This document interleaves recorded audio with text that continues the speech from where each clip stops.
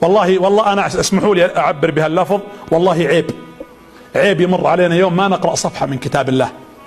اللي يبغى أموره تتيسر يقرأ القرآن، اللي يبغى وظيفة يقرأ القرآن، اللي يبغى رزق يقرأ القرآن، اللي ترى وتريد زواج تقرأ القرآن، اللي بينها وبين زوجها مشكلة وتريد أن يصلح الله الأمر تقرأ القرآن، اللي يريد المال الحلال يقرأ القرآن، اللي يريد الرزق والحلال والبركة والهدى والتقى والعفاف والستر يقرأ القرآن.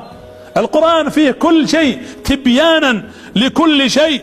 القرآن مو بجريدة تقرأ، كل ما قرأت جزء أو آية أو سورة أو تجاوزت شيئا من كتاب الله اعلم أنك أنت المغتنم. غنيمة. أمتنا وش كانت؟